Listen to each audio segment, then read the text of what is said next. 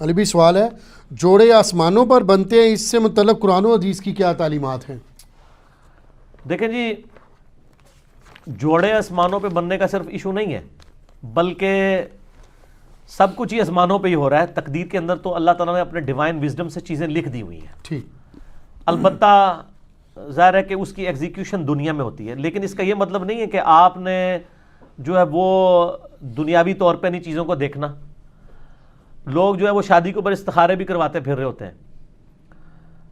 استخارہ تو بالکل اینڈ والی چیز ہے۔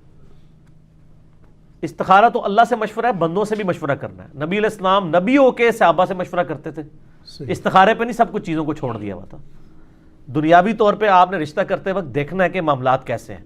وہ مسلم شریف میں 4 چیزیں بتائی گئی ہیں کہ عورت سے 4 وجہ کی وجہ سے لوگ شادی کرتے ہیں: اس کی خوبصورتی کی وجہ سے، اس کی مال کی وجہ سے، اس کی حسب و نسب کی وجہ سے، اس کی دینداری کی وجہ سے۔ پھر آپ نے فرمایا کہ اللہ کے بندو دینداری کو دیکھا کرو، ٹھیک ہو گیا؟ تو ان چیزوں کو دیکھنا چاہیے۔ باقی اگر کسی کی قسمت میں کوئی مسئلہ لکھا ہے تو وہ تو آپ دیکھ لیں۔ حضرت نوح علیہ السلام اور لوط علیہ السلام 2 پیغمبر ہیں، سورہ تحریم کا آخری رکوع پڑھ کے دیکھ لیں، ان کی بیویاں بھی کافرہ نکلی ہیں۔ وہ ایک علیحدہ معاملہ ہے، اپنی طرف سے کوشش کریں۔ باقی تقدیر میں جو کچھ لکھا ہے وہ اللہ نے اپنے علم سے لکھا ہوا ہے، مستقبل میں ہونے والا، نہ کہ ہمیں اس تقدیر کا پابند کیا ہوا ہے، بلکہ جو کچھ ہونا تھا وہ اللہ کے علم میں پہلے سے تھا، نہ یہ کہ اس نے پابند کیا کہ ہم یہ کریں۔ جی، البتہ جب ہو جائے نا، پھر آپ یہ کہہ سکتے ہیں کہ میری نصیب میں یہ لکھا تھا۔ ایک بندہ پیپر دینے کے لیے اسکول ہی نہیں جاتا اور فیل ہو جاتا ہے، پھر کہ جی میری قسمت میں ہی لکھا تھا۔ وہ تو خود ہی نہیں گیا، خالی پیپر دیا ہے، فیل آیا ہے، ٹھیک ہے؟ تو قسمت میں یہ لکھا تھا کہ اگر خالی پیپر دے گا تو فیل ہی ہوئے گا، اور اگر پڑھایا دے گا تو پاس ہو جائے گا۔ یہ بھی لکھا سی قسمت، تو اسی وہ اڈاپٹ کر لیا، ٹھیک ہو گیا؟ باقی دعا کی تو امپورٹنس ہے۔ صحیح مسلم میں حدیث ہے، جو شخص یہ چاہے کہ اس کی عمر دراز کر دی جائے اور اس کے رزق میں برکت ہو تو وہ اپنے رشتہ داروں سے صلہ رحمی کرے۔ رشتہ داروں کے ساتھ اس نے سلوک کرنے سے آپ کی دولت بھی بڑھتی ہے اور عمر بھی۔ اور رشتہ داروں میں پہلے نمبر پہ ماں باپ، بیوی، بچے اور بہن بھائی ہیں، باقی بعد میں۔ لوگ رشتہ داروں سے فوراً سمجھتے ہیں کزنز، اور بہن بھائیوں کو چھوڑ دیتے ہیں، ماں باپ کو چھوڑ دیتے ہیں، بیوی بچوں کو چھوڑ دیتے ہیں۔ تو بخاری اور مسلم دونوں میں یہ حدیث ہے کہ جس شخص کی یہ خواہش ہو کہ اس کے رزق میں برکت ہو اور عمر میں برکت ہو جائے، وہ اپنے رشتہ داروں کے ساتھ اس نے سلوک کرے۔ ظاہر ہے اس نے سلوک یہ ہے کہ آپ نے اخلاقی طور پہ بھی اور مالی مدد بھی ان کی کرنی ہے، ٹھیک۔ تو اس کا مطلب ہے دعا سے تقدیر بدلتی ہے۔ لیکن یہ بھی تقدیر میں لکھا ہوتا ہے کہ اس کی عمر تو تھی 60 سال، اس نے اپنے بہن بھائیوں کے ساتھ اس نے سلوک کیا، ہم نے اس کو 80 کر دینا ہے۔ اب وہ کرے گا تو ہو جائے گا۔ اب دنیا میں اگر کوئی شخص بسم اللہ پڑھ کے ساکٹ میں 2 انگلیاں دے دے گا تو انشاءاللہ تعالیٰ وہ مر جائے گا۔ فزیکل فنامنا تو چلیں گے نا، گہانی آفتیں ٹلتی ہیں دعاؤں سے۔ جو آپ آفت اپنے اوپر خود لائیں گے وہ تو نہیں ٹلے گی۔ آپ بسم اللہ الذی لا یضر پڑھ کے تو کوبرا سانپ کے منہ میں ہاتھ دے دیں تو یہ تو نہیں ہے، ناگہانی آفتیں ٹلیں گی۔ تو تقدیر کا مسئلہ بھی ہے۔ یہاں پہ بھی جوڑوں پہ لوگ کہتے ہیں نہیں میری قسمت میں لکھا ہوا تھا۔ ہاں، جو ہو جائے اس کے بعد آپ کہہ سکتے ہیں، جس طرح بخاری مسلم میں آتے ہیں آدم علیہ السلام نے کہا کہ میری قسمت میں یہ لکھا تھا، تو ظاہر ہے پھر واقعی لکھا ہوا تھا۔ ایک بندے نے بھی غلط کام کیے نہیں اور کہ جی میری قسمت میں لکھا ہے کہ میں کرنا ہے،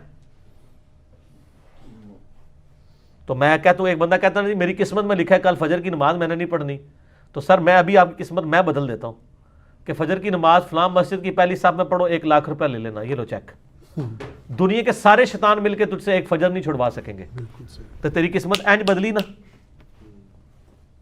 ٹھیک ہے۔ اور تقدیر کے اوپر مسئلہ نمبر 104 ABC 3 میرے لیکچر ہیں، میں نے ڈیٹیل کے ساتھ اس میں بتایا کہ بدقسمتی انسان خود کماتا ہے۔ اور سورہ طٰہٰ کے اندر بھی ایک آیت آتی ہے، اب یہ کریٹیکل ٹاپک ہے تو میں وہ آیت چاہ رہا ہوں یہاں پہ کوٹ کر دوں، بالکل اینڈ کے اوپر جاتی ہے۔ اللہ نے فرمایا بدبخت کون ہوتا ہے؟ وہ ہوتا ہے جو اپنی بدبختی خود کماتا ہے۔ سورہ طٰہٰ کی آیت نمبر ہے 123۔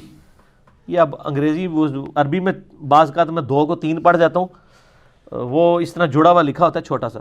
اس میں ہے کہ آدم علیہ السلام کو جب اللہ تعالیٰ نے زمین پہ اتارا تو کہا قَالَ اهْبِطَا مِنْهَا جَمِيعًا، ہم نے کہا کہ اب تم دونوں زمین پر اتر جاؤ، بَعْضُكُمْ لِبَعْضٍ عَدُوٌّ، تم میں سے بعض کا دشمن ہوگا۔ فَإِمَّا يَأْتِيَنَّكُم مِّنِّي هُدًى، اب جب کبھی کوئی ہدایت کی بات میری طرف سے تمہارے پاس آئے گی، یعنی نبیوں کے ذریعے کتابیں، فَمَنِ اتَّبَعَ هُدَايَ، جو کوئی ہدایت کی پیروی کرے گا، فَلَا يَضِلُّ وَلَا يَشْقَى، جو کتابوں کی پیروی کرے گا نہ گمراہ ہوگا نہ بدبخت ہوگا۔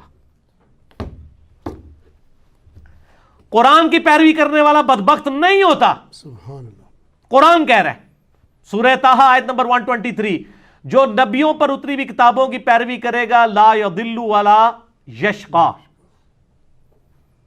ٹھیک ہے جی, نہ وہ گمراہ ہوگا اور نہ شکی ہوگا. کیوں؟ بدبختی انسان خود کماتا ہے. وہ چیز شیطان نے مسجد میں نہیں جانے دیا. میں کہتا ہوں آج اناؤنسمنٹ ہو کے مسجد میں نماز فی نماز کے اوپر 10,000 روپے گورنمنٹ دے گی, شیطان کا پیو بھی نہیں کچھ کر سکتا.